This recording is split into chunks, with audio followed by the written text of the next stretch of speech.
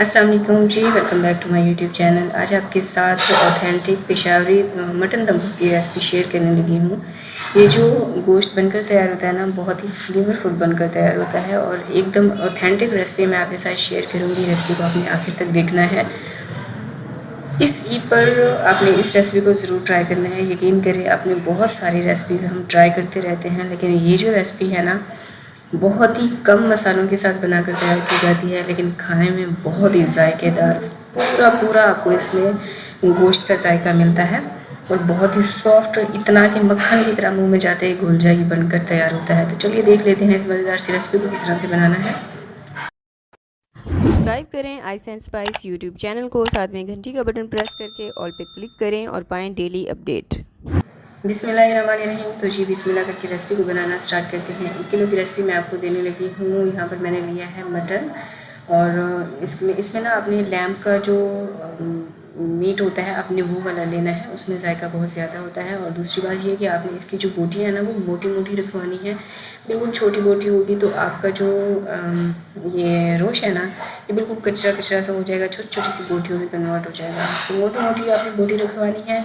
अच्छा, इसमें जो है मैंने चर्बी डलवा ली थी 60 ग्राम की जितनी, 100-150 की आप कह दीजिएगा कि हमें चर्बी डाल कर दे दें, ठीक है। अच्छा, अब इसकी मैरिनेशन के लिए हमको चाहिए होगा 1 खाने का चम्मच नमक। इससे ज़्यादा नमक का इस्तेमाल आपने नहीं करना। इसको ना अब आपने हाथों की मदद से अच्छे से गोश्त के ऊपर सारे नमक को लगा लेना है। और इसकी मैरिनेशन के लिए सिर्फ और सिर्फ हमें नमक ही चाहिए होगा, बस, और कोई मसाले इस्तेमाल हम यहाँ पर नहीं। अच्छा, इस रेसिपी को ना आप चिकन के साथ भी ट्राई कर सकते हैं, बीफ के साथ भी ट्राई कर सकते हैं। मैंने आपको मटन की रेसिपी दी है। इसकी अगर आपके पास टाइम हो तो आप इस गोश्त को ना कम से कम आधे घंटे या फिर 1 घंटे तक के लिए मैरिनेशन का टाइम भी दे सकती हैं। अच्छा, अब इसकी कुकिंग के लिए मैं यहाँ पर मिट्टी की हांडी का इस्तेमाल कर रही हूँ, क्योंकि हांडी में जो कोई चीज़ बनाई जाती है ना, बिल्कुल हल्की आंच पर, यकीन करें, उसका जायका 100 गुना बढ़ जाता है।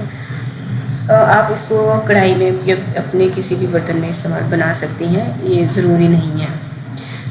हांडी में रखेंगे सबसे पहले चर्बी इस तरह से फैलाकर, और इसमें आलू जाएंगे 4 से 5 अदद। मैंने मीडियम साइज़ के आलू लिए हैं। और इस चीज़ का आपने ख़ास ख्याल रखना है कि इसमें ना नमकीन आलू का इस्तेमाल किया जाता है, मीठे आलू का यहाँ पर आपने इस्तेमाल नहीं करना, ठीक है। आलू के 2 हिस्से करके मीडियम साइज़ के मैंने लिए, इसलिए मैंने 2 हिस्से करके इसको रख दिया है चर्बी के ऊपर। और फिर आपने इस तरह से जो मटन है उसकी भी बोटियाँ फैलाकर सेट कर देनी है। अब यहाँ पर मैंने एक गट्ठी लहसुन की ली है। इसके ऊपर जितने भी एक्स्ट्रा छिलके होंगे ना, वो आपने निकाल लेने हैं।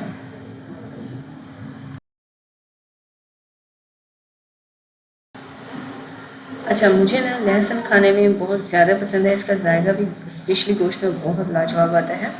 तो मैंने एक ही गट्ठी यहाँ पर मज़ीद लहसुन का इस्तेमाल किया है। और जो लहसुन है ना, उसके मैंने छिलके उतार लिए हैं और इसके मैंने ग्लव्स यहाँ पर इस्तेमाल किए हैं। एक एक जगह करके आपने फैला के रख देना है। और 8 से 9 अदद मैंने तीखी वाली हरी मिर्चें ली हैं, जो बड़ी बड़ी उसमें रेड भी हो जाती हैं। तो ये मेरे पास मिक्स रखी हुई थी, मैंने वो इस्तेमाल किया है। उसको भी आपने हांडी में इस तरह से फैला के रख देना है। और एक मीडियम साइज़ का मैंने प्याज लिया और यहाँ पर मैं आधा प्याज इस्तेमाल कर रही हूँ, उसको भी काट कर। इसके ऊपर डालेंगे 3 से 4 खाने के चम्मच जितना लेमन जूस, या आप लास्ट में डालिएगा। इसको ना, ये ना गोश्त को गलाने में भी काम आएगा।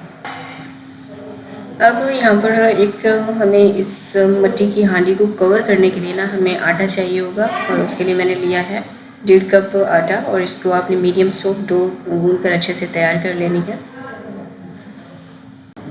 बेसिकली ये पठानों की, जो हमारे पठान बहन भाई हैं, उनकी ट्रेडिशनल रेसिपी है। वो गोश्त को इस तरह से पका के खाते हैं। और ये आटा हमें इसलिए चाहिए होगा कि जब हम हांडी को इस आटे के साथ कवर करेंगे, उसकी जो एयर होगी, उसकी जो बबल्स होंगी, वो बाहर नहीं निकलेंगी। उसकी जो स्टीम होती है ना, जो दम होता है, वो बाहर नहीं निकलेगा। और दम में ही इस रेसिपी को तैयार किया जाता है। आपने देखा कि मैंने इसमें किसी भी किस्म का पानी का इस्तेमाल नहीं किया। तो जब हम ये आटा इस तरह से बाहर हांडी के अराउंड लगा देंगे ना, तो इसकी बिल्कुल भी भाप बाहर नहीं जाएगी और ये अपने ही दम के अंदर ये गोश्त बनकर तैयार होगा। और जब इस तरह से गोश्त को तैयार किया जाता है, यकीन करें, बहुत ही जायकेदार आपको गोश्त का ऑथेंटिक जायका इस रेसिपी में मिलता है।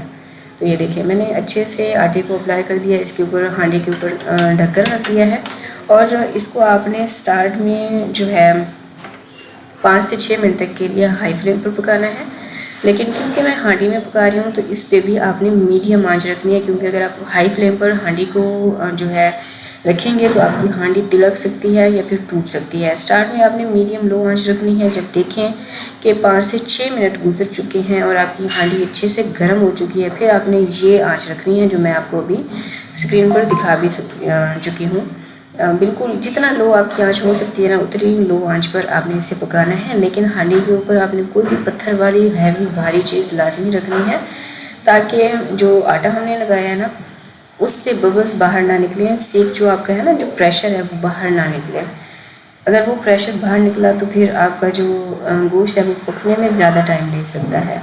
इसलिए मेरे पास भारी जो है कूंडी रखी हुई थी, मैंने वो इसके ऊपर रखी है। और इसकी जो कुकिंग का टाइम है वो आपने 2.5 आवर देने हैं। 2.5 घंटे तक के लिए आपने इसको पकाना है और 2.5 घंटे इनफ होंगे।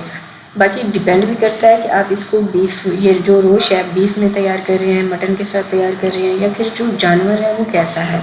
जानवर अगर बहुत ज़्यादा बड़ा हुआ, बूढ़ा हुआ तो वो गोश्त थोड़ा सा गलने में टाइम लेता है। लेकिन अगर जानवर कम उम्र का है तो फिर आपका गोश्त इतने टाइम में गल जाता है। तो डिपेंड करता है कि आपने बीफ मटन कौन सा लिया है। ठीक है, मैंने मटन लिया था, नॉर्मल एज का था जानवर ये।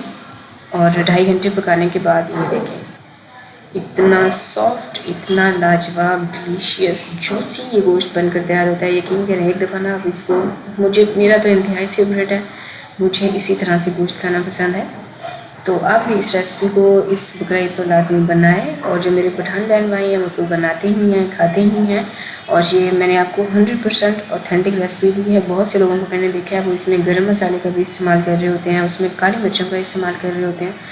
अगर अपने जायके के लिए आप इस्तेमाल करना चाहें तो आप कर सकते हैं, लेकिन जो पेशावर की ऑथेंटिक रेसिपी है ना दुम्पुक्त की, वो इसी तरह से तैयार की जाती है। तो उम्मीद करती हूँ आपने मेरे चैनल को सब्सक्राइब कर लिया होगा। इस वीडियो को लाइक करना मत भूलिएगा, लाइक करना बिल्कुल फ्री है, आपके कोई पैसे नहीं जाते हैं। उम्मीद करती हूँ आपको वीडियो अच्छी लगी होगी, पसंद आई होगी। मुझे दुआ में याद रखिए, मिलते हैं नेक्स्ट वीडियो में। तब तक के लिए अल्लाह हाफिज़।